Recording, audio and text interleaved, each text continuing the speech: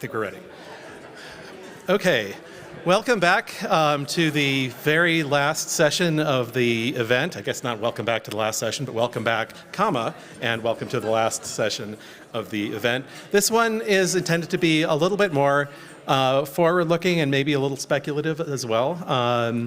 And we're going to talk about broadband competition and the way it has and hasn't changed. So to date, discussions of broadband competition tend to refer explicitly or implicitly to wireline, with maybe a nod towards wireless, competing on some margins. But new technologies may make this view increasingly inaccurate.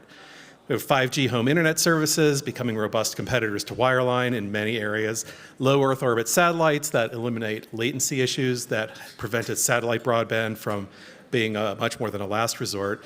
And so this panel will discuss the extent to which competition has and has not changed, what that means to investment, and what it should mean for subsidies, and how policy should change as a result. I'll quickly introduce everybody, and also just to note that, kind of the zeroth order question in all of this is, whether you think the hypothesis is right. We disagree about that, and you can include it in your questions too. If you think it's wrong, we definitely argue that. I'm not trying to convince people of things. So to my left is Jonathan Adelstein, who is Managing Director and Head of Global Policy and Public Investment at DigitalBridge. Before that, he was President and CEO of the Wireless Infrastructure Association, headed the U.S. Department of Agriculture's RUS, and was an FCC commissioner. To his left, Michelle Connolly, who is professor of the practice in the economics department at Duke University, where she is frequently named among the top 5% of Duke University undergraduate instructors. She was the FCC chief. She has been the FCC chief economist at the FCC. Obviously, that's the only place the FCC would have a chief economist, is at the FCC. But she was the chief economist there. And it was there. And it was there, that's right. And Patrick Halley is the current president and CEO of the Wireless Infrastructure Association. We'll see if we can get them competing.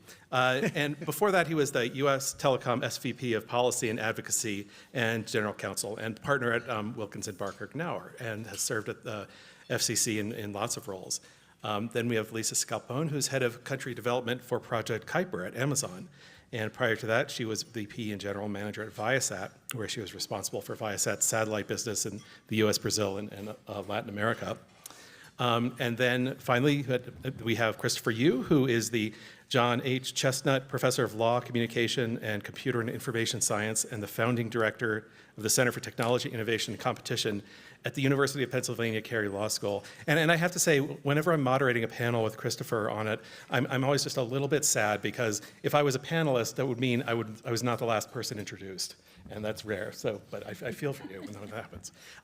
Don't be sad.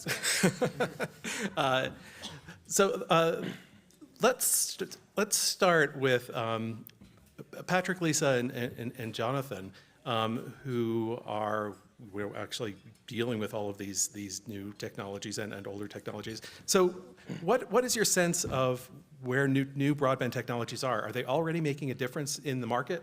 Are some of them kind of further along, or others right down the pike? Where do you see them in this in this context? Jonathan, why don't you start, if that's okay? Well, thanks for having me, and thanks to you all for being here at the very bitter end, that you held out the hardcore.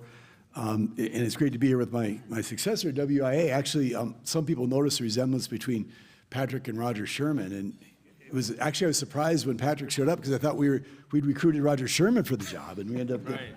I actually thought I was working for Roger. Well, in terms of new technology, its impact when you think about subsidies.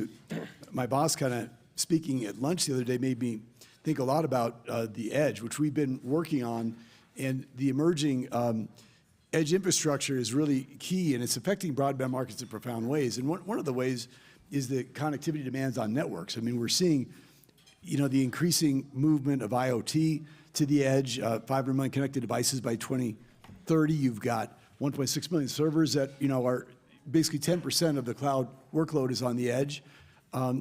You've got private CBRS networks that are using edge architecture.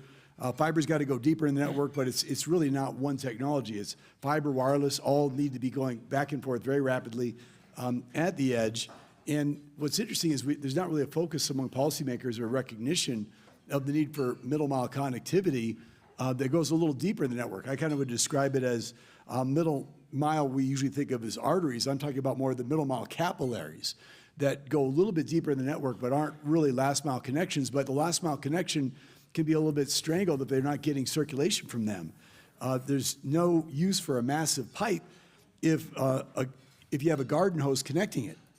So we need to make sure that that backhaul is of adequate bandwidth, that if we're going to go to fiber, or go to these very high-speed 5G connections, that there's an adequate connection back to the backbone that will enable what consumers are expecting, and that not to be a stranglehold. And I'm afraid that that could happen the way that we're looking at rural network architecture if policymakers don't take into account what's actually happening in terms of the movement of data in emerging broadband networks. So do you think that's currently a bottleneck, or it's a bottleneck to sort of the next generation of technologies, or?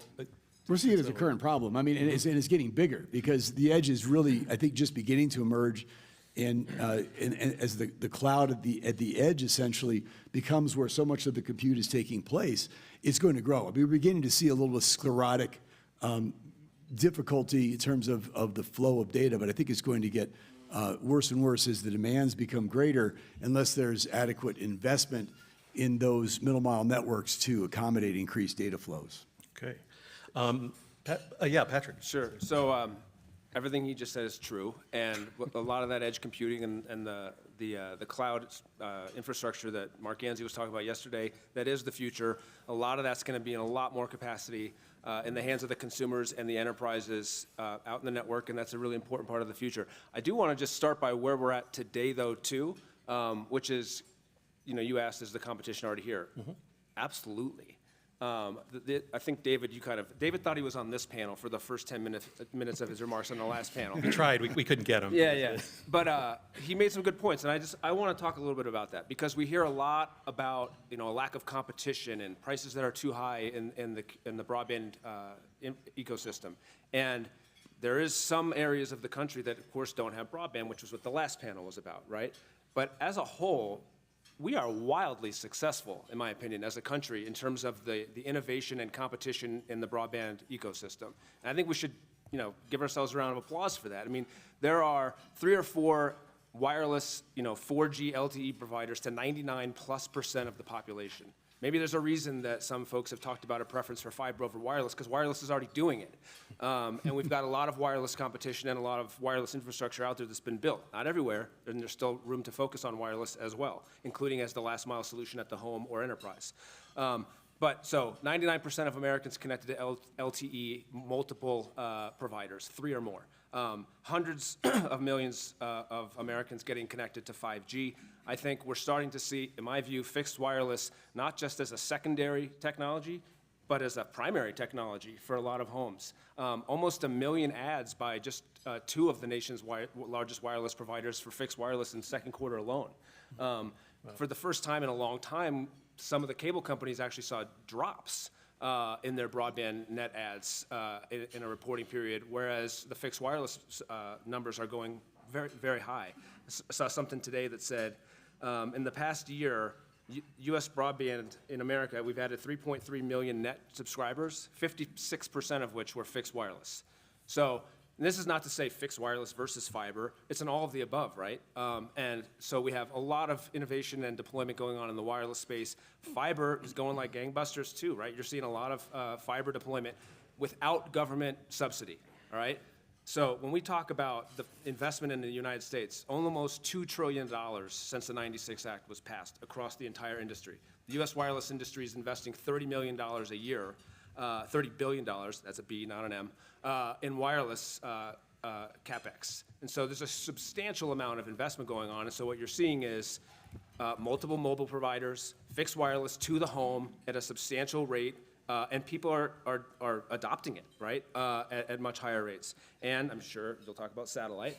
We're starting to see these LEOs, which, regardless of what your view is on, whether we should subsidize them or not, it's a very different experience for a consumer. I will tell you, as somebody who has lived in very rural areas, we actually use a LEO service right now in our rural area, and I got to tell you, it's fantastic. Now, will I choose that if I have a 5G home? I don't know. We'll see. Or if fiber gets deployed. But the point is, we have a lot of competition right now for the vast majority of Americans. We definitely need to focus on those who don't so that they have similar experiences. But I think we're doing pretty damn good.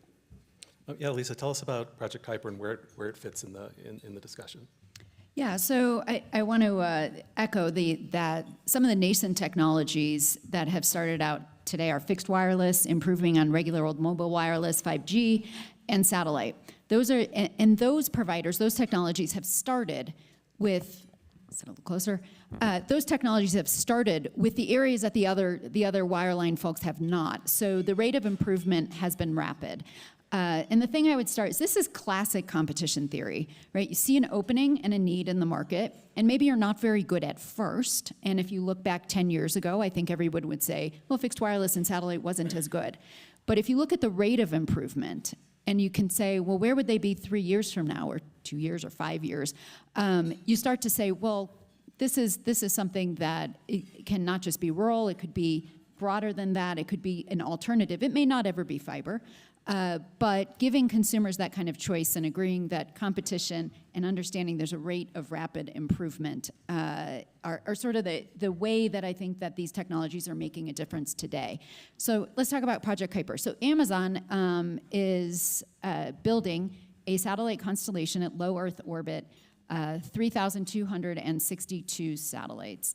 Why are we doing that? Well, everything Amazon does is really based on connectivity, whether you're shopping, whether you're reading off a Kindle or talking to an Echo.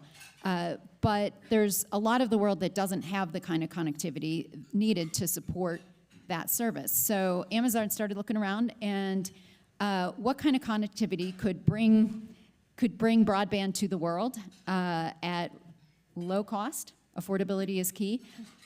Anywhere that we were. And what we came to the conclusion is LEO constellation is the right way to do that. And so we started with a couple different core principles. So one would be affordability. That is where we see an opportunity, high quality, but really affordable. The only way to get to affordability with a nascent technology that has a huge cost to start up is scale. And so we decided that we would do this only if we thought we could achieve the kind of scale that would really drive down the costs. And a cornerstone of that was a phased array antenna at less than $500 cost to us. So that is something that is game-changing in and of itself, and that can enable different kinds of connectivity around the world. The other thing I'd say about connectivity is we often think, boy, would I ever trade my fixed wireless for fiber?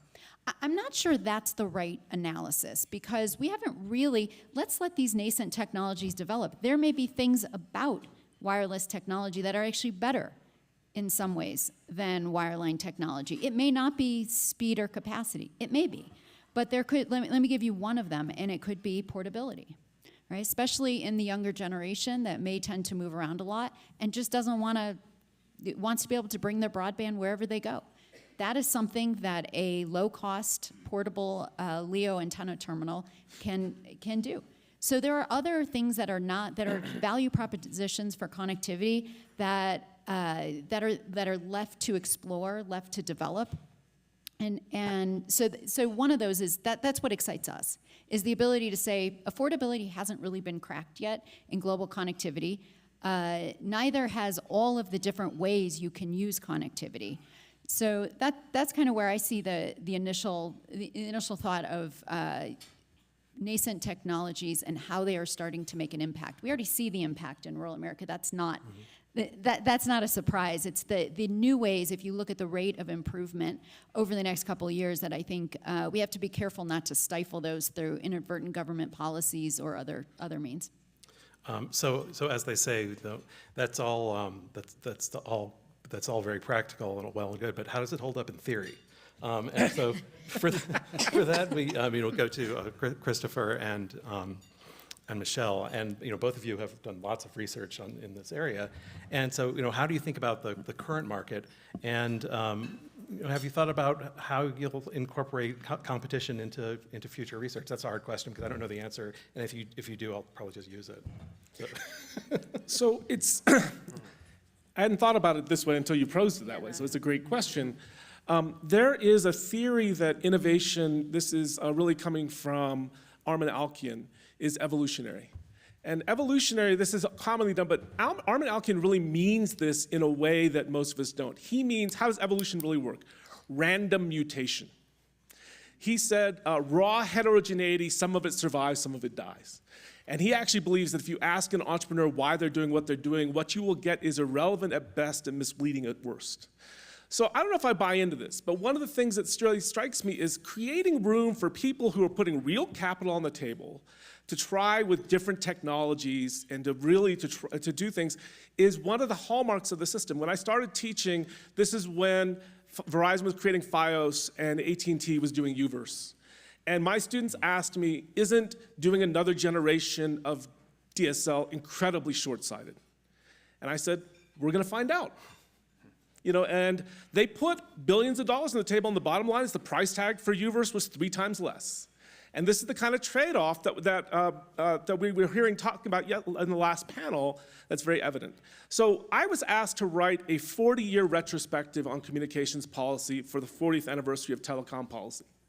And what struck me is the 3 big problems in the 1970s were monopoly voice, triopoly broadcast networks, and an emerging multi-channel monopoly through cable. Interestingly now, from 40 years, all those problems are solved. And are solved not by inducing additional wireline competition, but by wireless competition in voice, and by satellite and multi-channel, and by the explosion of cable as we've gone. So when I see fixed wireless, I've done some work on fixed wireless. What we need to do is cut this a little finer. If you go to rural areas, the villages are fine. The callers around the villages have a different set of challenges, and then you have the hyper-rural areas where there are some wisps going in with traditional fixed wireless, which are money-making machines.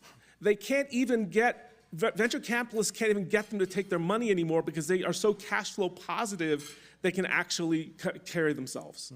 And so we see, like many of you have seen the Wells Fargo note, that they're saying that fixed wireless is actually making a crimp in a lot of traditional businesses. This came out in last May.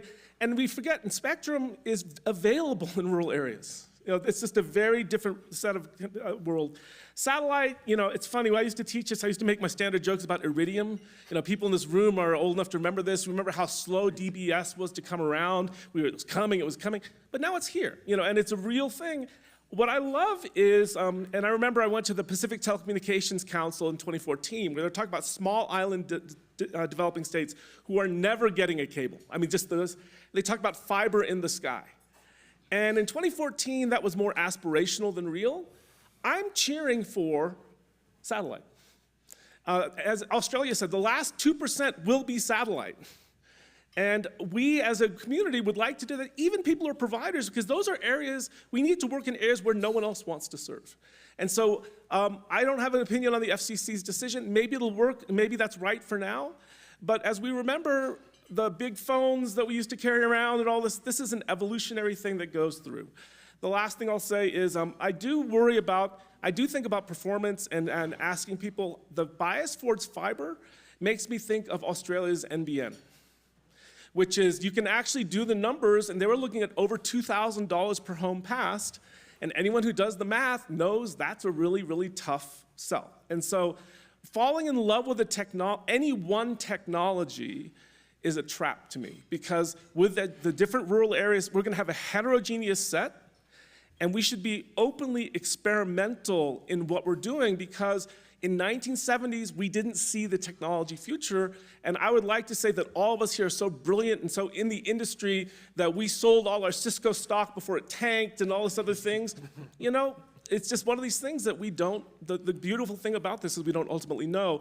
The question is, can we create an environment where we really allow brilliant experiments to take place and we find out what actually works?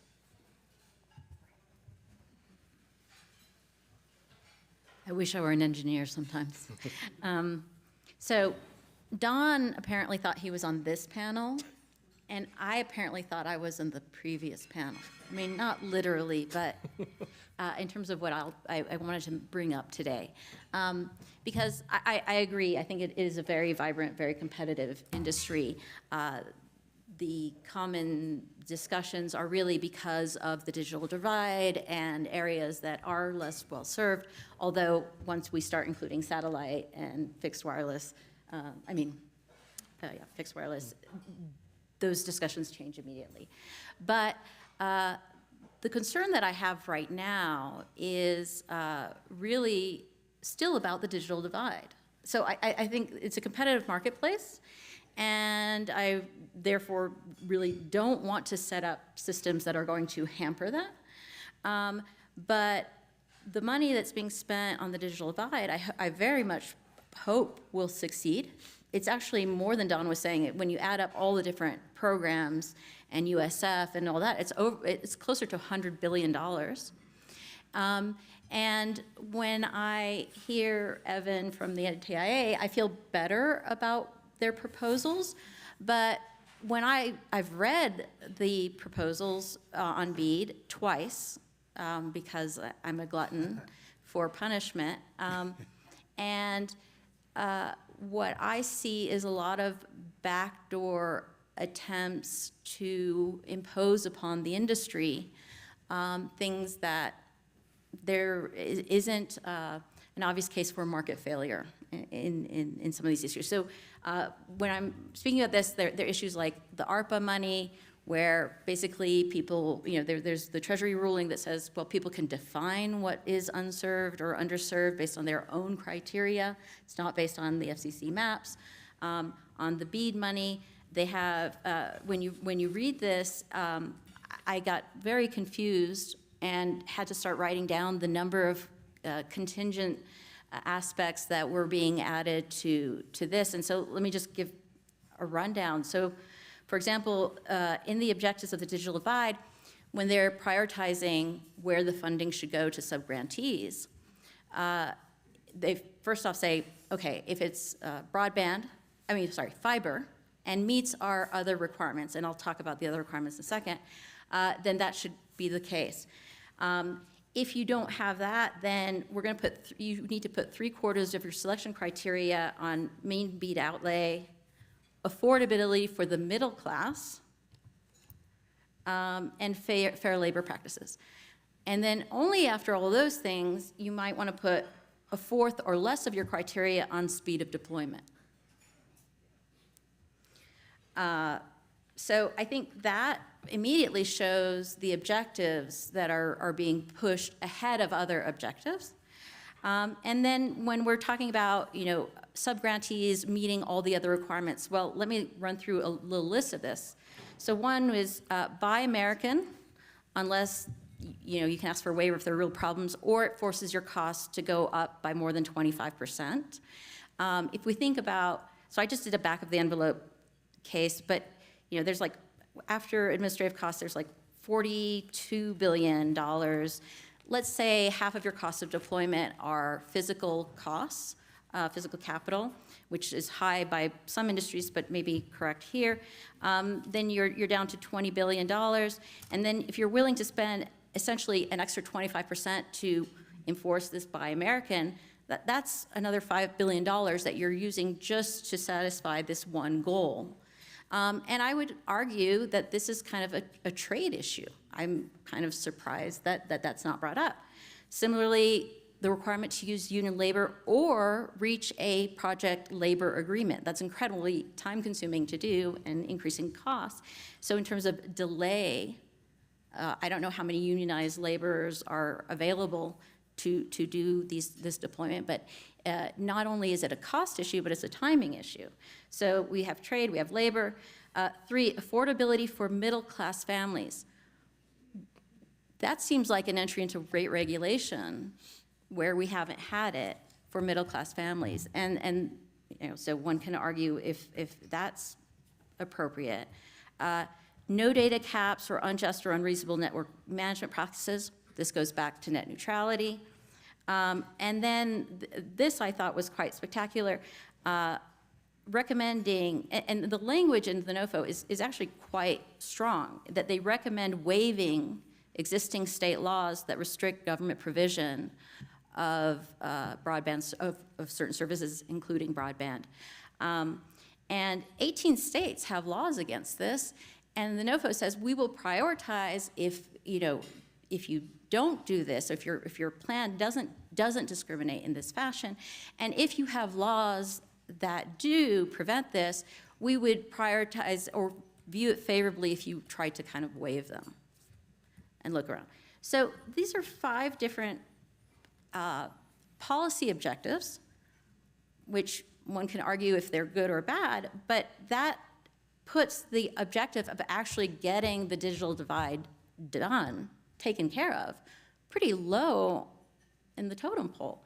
And I am worried that we will be spending $100 billion, and I really hope, I believe, Evan, absolutely, that their goal is to get 100% access.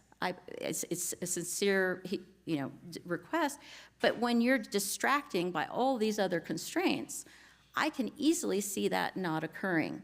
And what I worry is all these additional constraints are really kind of backdoor ways of trying to impede natural competition. The government, there are many, many cases where we've discovered the government is really not very efficient at increasing competition. When they have policies to do that, what they usually are good at is increasing inefficient entry. And so I bring all this up, even though the panel is about competition, because this is the back end of it, is that if we are having a vibrant industry with a lot of competition, should we be kind of nipping at the edges and trying to introduce much more implicit regulation through these activities and not achieve our goals? It also impedes innovation, don't you think? I mean, Christopher's opened up with innovation, and now I'm finally firmly in the private sector, and I see every day as we try to allocate capital, creative ways of figuring out what's working and what's not. I mean, is it wireline, is it wireless, is it a combination? Clearly, networks are converging. They're all coming together. And just as your question about is policy keeping up with what's happening in the marketplace, just as we're converging, the policymakers think they know best. One technology is better than all the rest. And I think it's given away in the slogan, which is future-proof. This is the most, maybe it gives the story away. We know the future. We, the government, know what technology is going to work forever. And you could come up with a million reasons why it won't. I'm not going to talk about it because fiber is fantastic. We own Zayo. We own the largest company that builds networks that's privately held in the United States and the largest owner of fiber networks. So I know a little something about fiber. And it's fantastic, fantastic technology. And every day we're weighing up, how much of the business goes to wireless. And, in fact, the government recognized in law, something I worked very hard back when I was at WI to get speed to market. And you're right, Michelle, it's buried in there. I mean, if there's ever something that's apolitical, it's saying let's start building out in 24 and the election's in 24. Oh, by the way, nothing will be built or very little by the time the president's party's up, instead of prioritizing getting this done, instead of letting the industry innovate, we're saying one technology is a priority. And then on top of that, we've talked about bottlenecks, in the industry, that we have a shortage of labor, which the NTI did a great job of recognizing and prioritizing, putting money into that. So that was smart, but then we can't even start spending it until later, and it's a long lead item. Then we talk about, bottlenecks in materials, which are very serious in rural and, for smaller customers. There's bottlenecks in equipment. You can't get yellow trucks to build this stuff. And if you're a contractor, you have to basically stage all three at once in order to be able to build. So what does the government do? It says, when we know we have bottlenecks, and we have bottlenecks in wireless too, across the line, you want to put everything in one technology when you have a bottleneck, which will exacerbate the backup behind that beaver dam, when you have various places you could put it and see what's going to get built first. So, government should invest in innovation and let, the financial strength of those who are best positioned, those who are innovating and figuring out how to get a set level of service out to rural America, and let us compete on that. When I was running RUS, I welcomed flexibility. The vice president told me, give yourself more freaking flexibility. His name was Joe Biden. And somehow his advisors decided that they knew best. They might be from a large city academic institution, not to name any names, And yet they know what's going on in my state of South Dakota better than anybody. And they not only know now, but they know for the future. There's no need to innovate because we already know the technology that's going to be future-proof, when every day in the marketplace we're fighting to see what's going to win and what works better. So I think, we're driving convergence. Somehow the policymakers have to understand that the market is about delivering bits, it's about delivering data, and which company can do it best and what technology can do it best. Let us compete in front of policymakers to deliver the best service to rural America, but right now the choices are going to be foreclosed.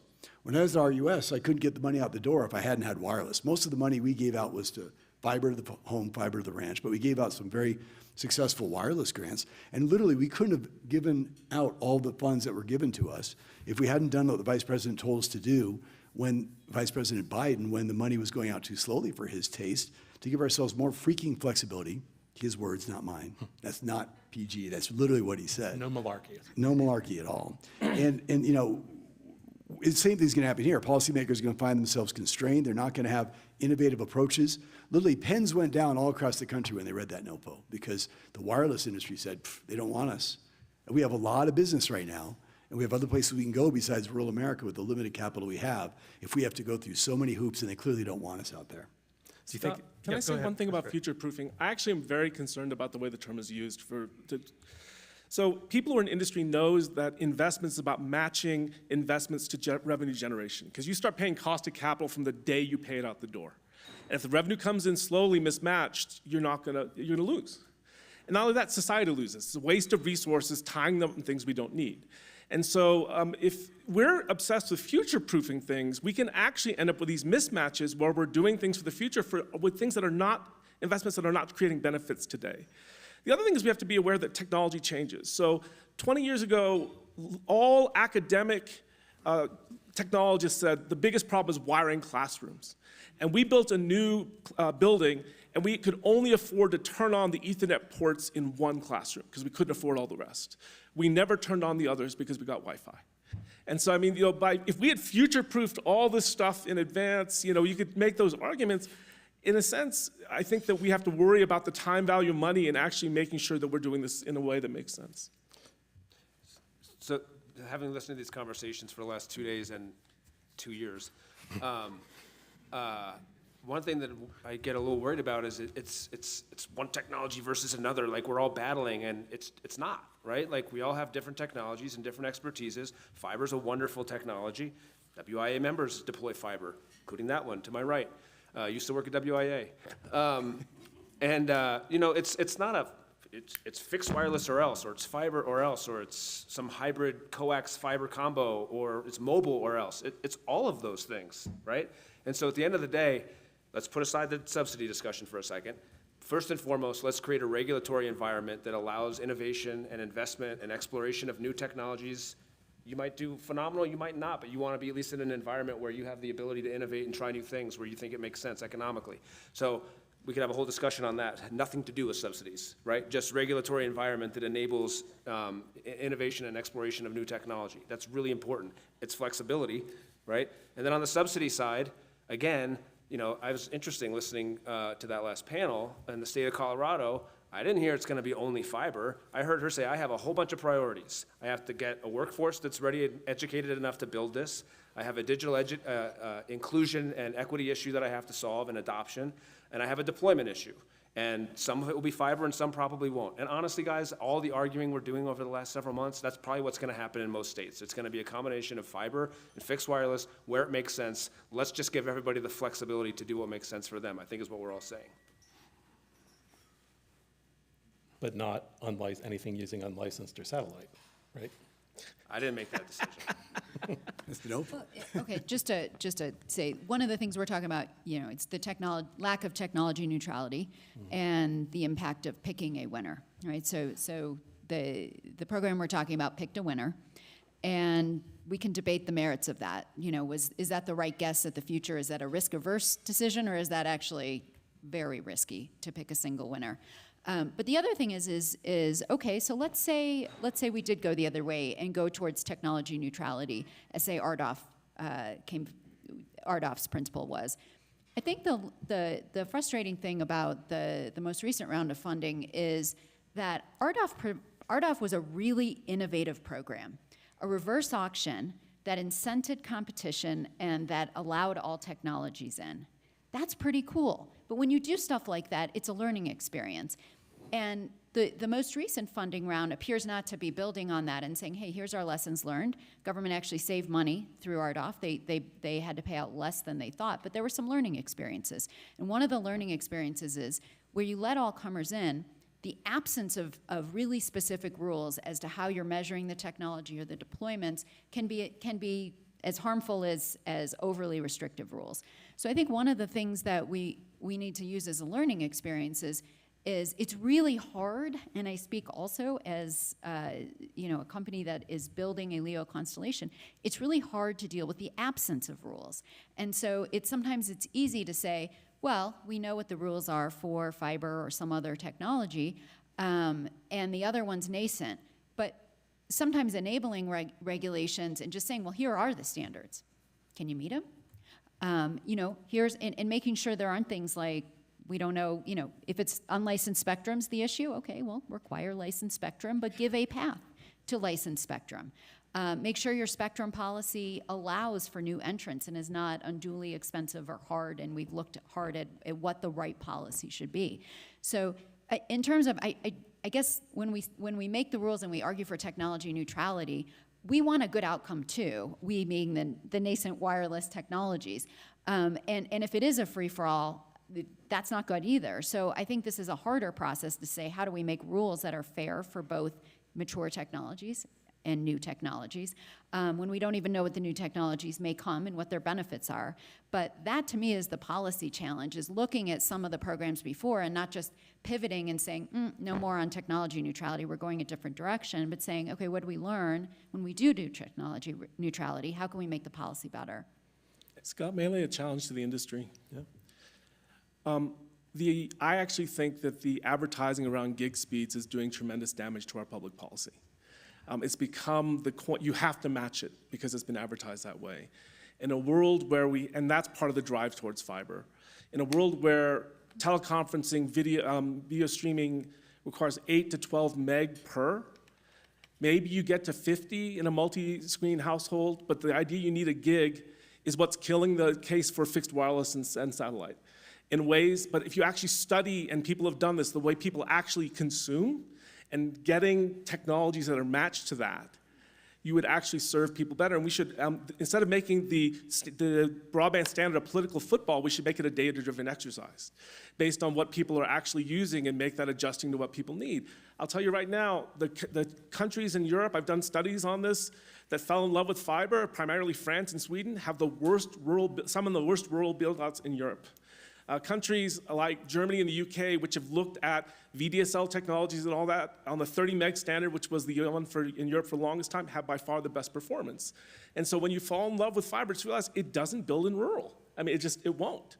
And understanding that a hybrid set of technologies works better. And I actually think this gig obsession that we're creating, when I talk to rural people, they said, yeah, fixed wireless, but I can't get a gig. And when you try to tell people, but you don't need a gig, it doesn't go over very well.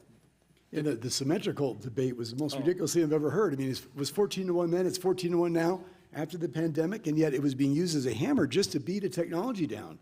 It wasn't even about what consumers want. And what did we hear from the last panel? That ATP people are signing up for wireless more than wireline. And we purport to be helping, affordability, and 20% of rural Americans don't even have a wireline service. So let's make them all run back to the house and buy a service they can't afford, and not be able to have mobility, not be able to give them at least choices to policymakers to decide what makes sense. I mean, fixed wireless is doing very well right now. And we think fiber is fantastic, fixed wireless is fantastic. I mean, let them compete for subsidy. That's innovation. That's really letting policymakers get out of the way and give themselves flexibility to determine what serves consumers' needs best, instead of saying we know what consumers want, in flying in the face of what consumers are actually doing. The evidence that we just heard from Commissioner Starks. Well, what's interesting, too, is a lot of these companies, they're doing all of it. It's not like there's only, all we are, for the most part, is a fiber-only company. No, a lot of them do fixed wireless to the last mile all over the place. There's a combination of different technologies. They'll probably experiment in different markets where it makes sense. I'm going to be fascinated to see, for those 5G to the home fixed wireless subscribers, let's say they're getting 120 right now. Some of them can get a gig, depends on where you are, what spectrum you're using, et cetera. When fiber does come, will they switch? I don't know, right? Like maybe to your point, maybe they'll be perfectly happy. Some will, some won't. Anyway. They have to give up mobility, which they can't afford to do. If you're low income, are you going to give up your cell phone to go back to your home when you need it? You can't. If you can afford both, you'll probably do that. But we're talking about low income here. Are they really looking what's happening in the marketplace? They talk to consumers about the 20% that don't even have wireline that's going up. I mean, look, DigitalBridge doesn't rely on subsidy. We're technology neutral. We're an enabler. We're basically the landlord, and we house wireline. We house wireless. We are neutral as to how it's transmitted. We love seeing the vast amounts of data that are being increasingly transmitted, and we use it all. I mean, we sell to fixed wireless, we sell to fiber, we own towers, we own small cells, all of it. So we just think a rational way to do it is to let that data flow as it best makes sense and let policymakers basically see what comes in the door. When I was trying to get money in the door as RUS, I wanted choices. I wouldn't sit there and restrict myself up front and say, I'm not going to let the private sector innovate. Basically, that's going to cut off private investment. And it's in ways that are uneconomic. It's really not humility to say we can predict the future. We know what technology is going to work best from here to the end.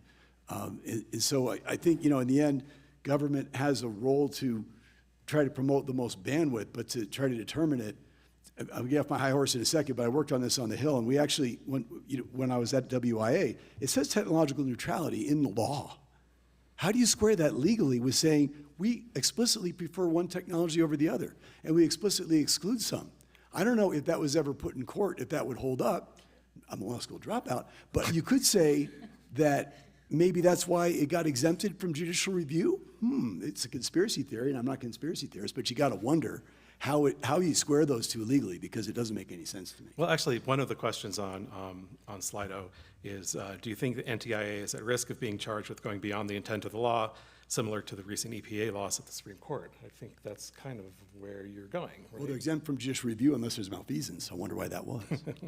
And this, I have to ask this question sort of adjacent here, because, and I don't know if Dale is still here or not, but Dale talks about the problem of loss of resiliency when we do too much wireless. And I'm sorry, I'm going to say the problem exactly right, but if Dale is worried about something, then it's worth thinking about, right? So do you all have thoughts about that? So resilience, the basic principles are multipath, where you have to, and a lot of people think they have robust connections because they have two connections and they're in the same trench, so they get cut by the same backhoe. And so, to me, real resilience would be for any one of your customers, but also in the network design, the basic principle of the internet is there had to be more than one exit path going through. Now, the funny thing is, a lot of people fall in love with this really flat network, which is, if you look at the original Paul Barron article, which laid this out, there was an incredibly centralized network, which was a star. Single point of failure, single point of attack, what we learned from the Ukraine discussion, lots of bad things. The opposite, which is a completely flat network, we know doesn't scale, because the number of hops goes up quadratically with the number of nodes in the network, and we all know we get more than too many hops. I think the old wireless thing is 3 hops and you're dead. And so what you end up is this hybrid thing that looks a lot, frankly, like our long distance system, which is you have these localized nodes and hyper that are disproportionately important, but they have to have multiple connections to each one, and you can actually study based on the number of nodes that fail what the resilience of the network is. And that's actually, if you look at the old Paul Barron, that's how they do it.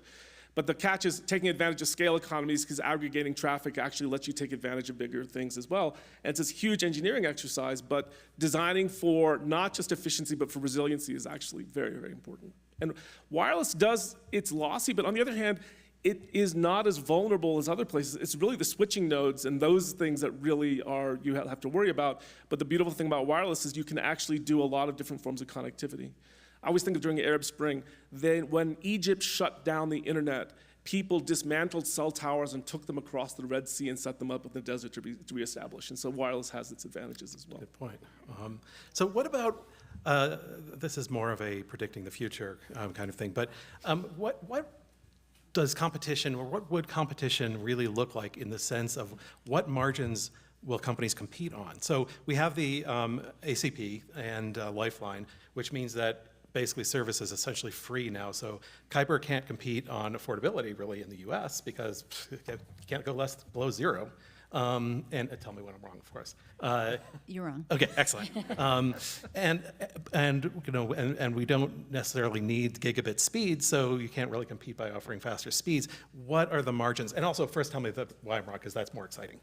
Why you're wrong? Yeah.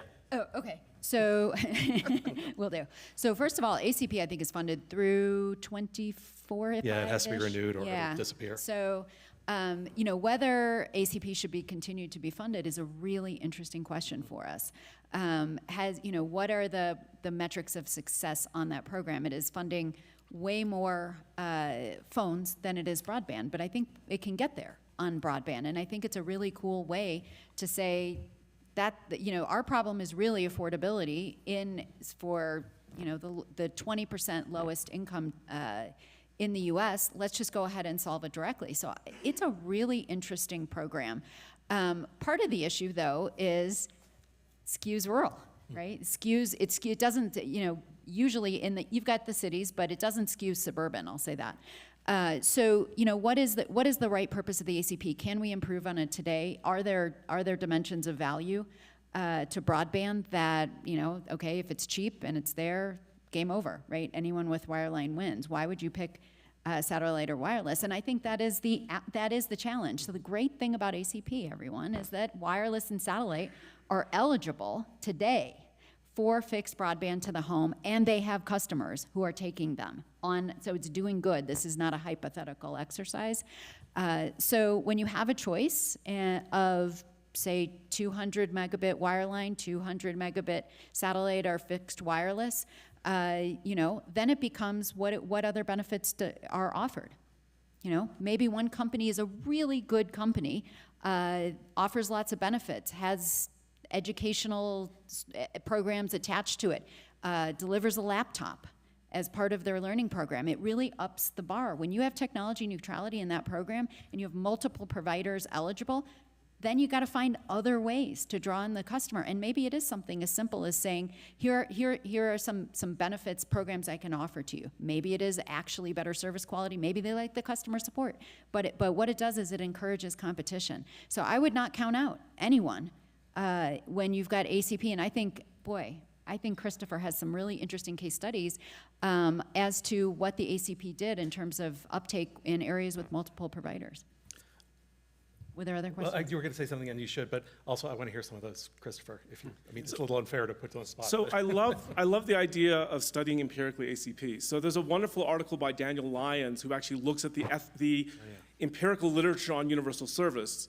And as we extend it to broadband, actually it doesn't do very well. It's very badly targeted, and actually, if you look at the actual data, it's not very flattering. And so, understanding that better would, I think, be very important.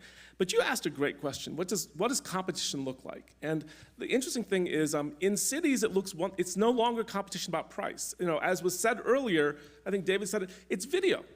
And a lot of this is really, we're having to find people frankly, to monetize video. We're going to invest additional marginal in capacity, and it's got to generate revenue back if it's going to get paid for by private enterprise, or else they're just not going to do it.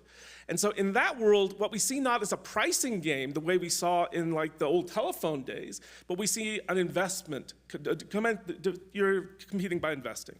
Now, what's also interesting is when we talk about the rural areas where we're subsidizing places where there is no actor, competition is not going to look like price competition or even investment competition. And so we used to, if you remember, USF used to subsidize competitive services. You go to a non-remunerative area and subsidize 2 of them, that's insanity. We at least stopped doing that.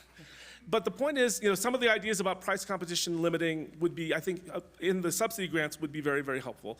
Last thing, when you have 2 actors, why would you expect them to do Me Too services? What you're starting to see is service differentiation in different ways. We see this with network slicing, network function, network virtualization, and when you're doing business plays, as often the case in 5G, consumers are homogeneous, businesses are heterogeneous. And so having different services that they can take actually, from an economic standpoint, actually solves a lot of economic problems. You can have multiple you can have boutiques who are not the lowest cost providers survive by providing a tailored service. And there's a whole literature on monopolistic competition, and Chamberlain explains why this exists. But we all know it intuitively that just you don't have to be the lowest cost player. And actually, there's a whole literature that says as the market matures, you should see them become increasingly differentiated. Because when you're on the fast part of the growth curve, sell one product into the fat part of the consumers want and just go up. As you start to plateau, you're going to have to be a lot more cost conscious, but you're going to have to start offering service offerings that start to appeal to different parts. Scott, I was told I didn't have to do USF anymore. Somebody lied to you.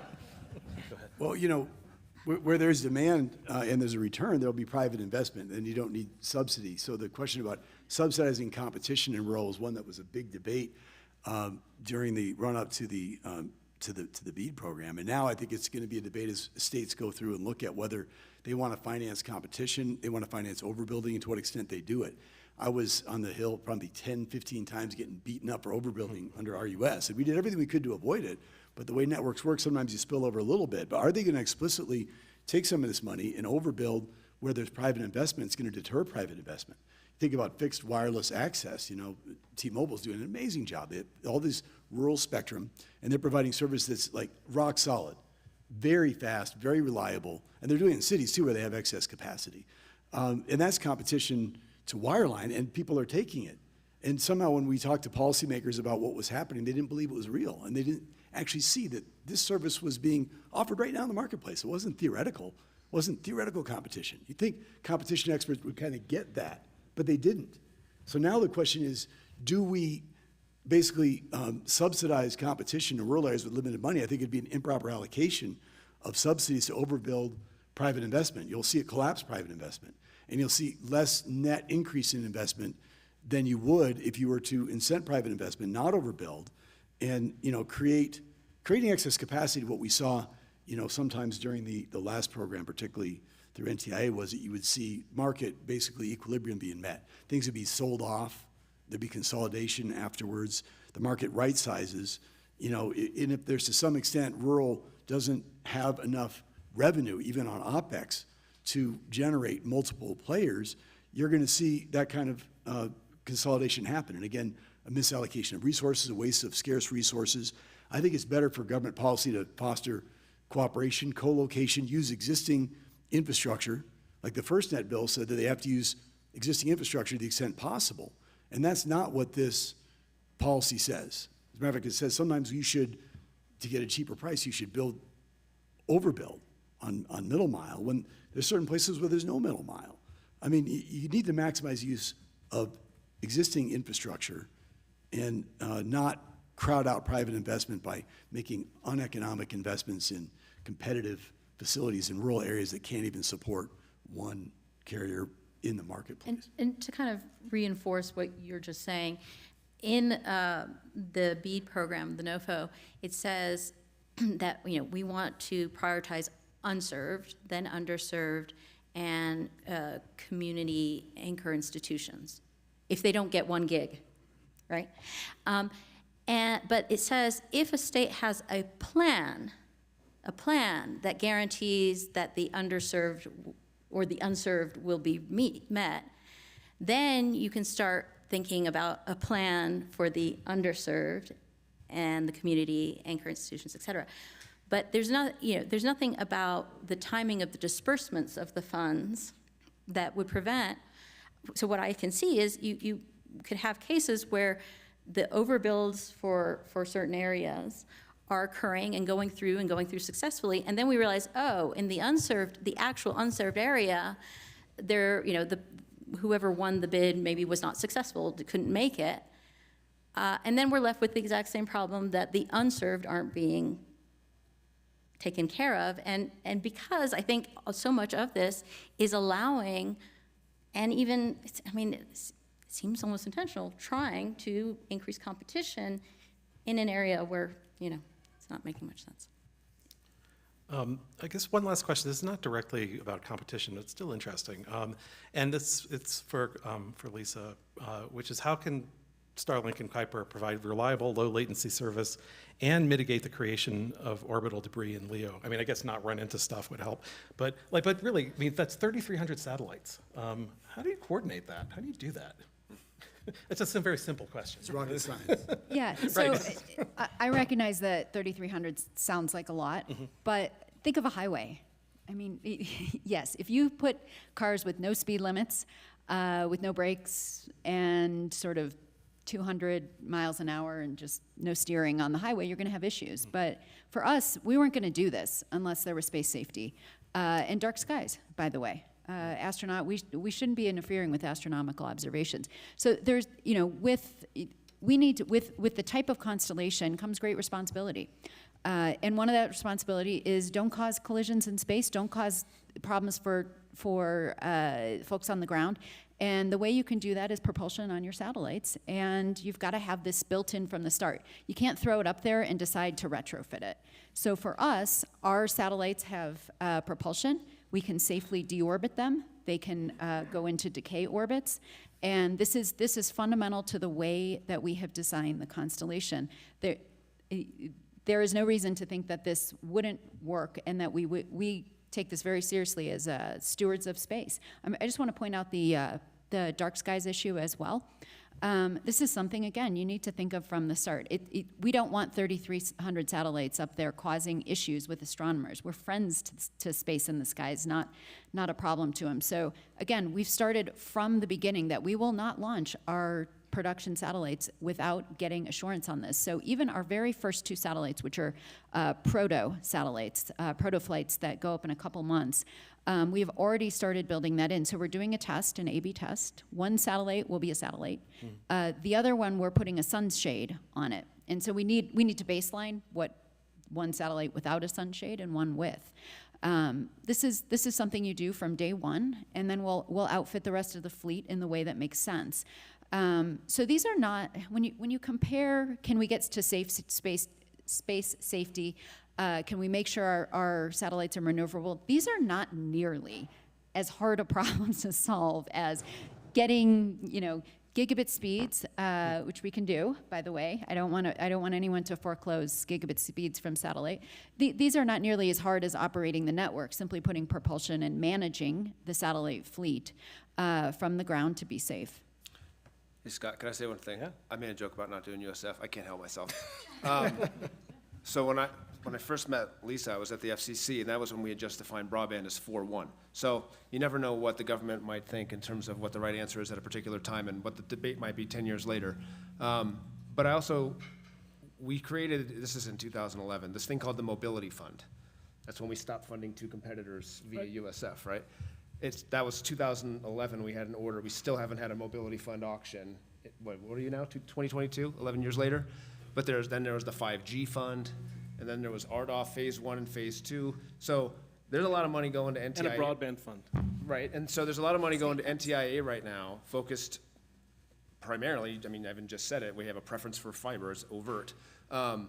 Well, there's a $10 billion 5G fund that the SEC hasn't launched, and of the $20 billion RDOF budget, they've so far now, I think they've allocated $7 billion roughly of that 20. So I do think it's worth also looking ahead to say, are there some specific things, because the FCC said they were going to do this, so that are mobile and wireless specific, and we should probably have, I know that discussion is being had, and I think it's an important one.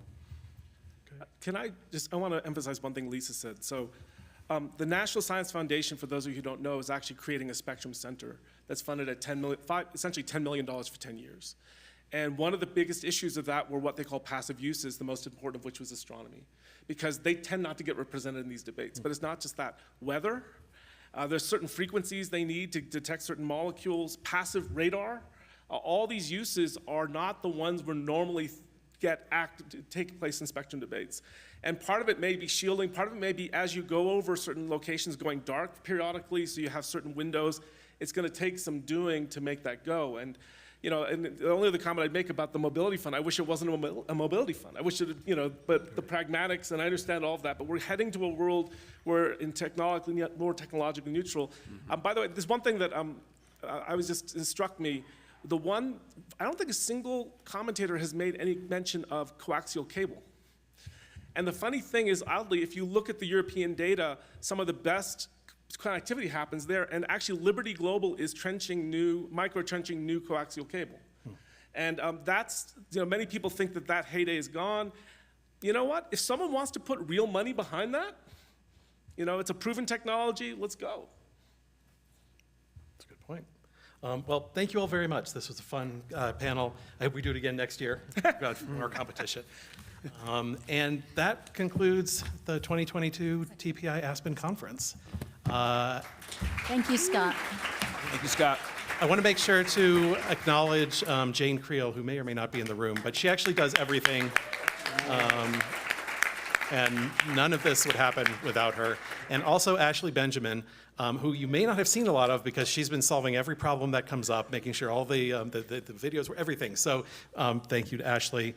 You've seen some of us on stage, Sarah Olam, me, and Tom Leonard, but also Nathaniel Lovin has been working on the map, as our lead programmer on the map. Eugene Lee has been helping out a lot, and Karina Branson has been doing the sketches. And also, she's not just sketching for one, it's for three. So all more difficult, so thank you. And also thank you, Shane Tews, for all your help and for stepping in last night when I decided at the last minute that I wanted you to moderate. And thank you all very much for coming. We really appreciate it. And we look forward to seeing you back here again. How about a big round for Scott Wallsten here? All right. Here we go. Thanks. Thank you.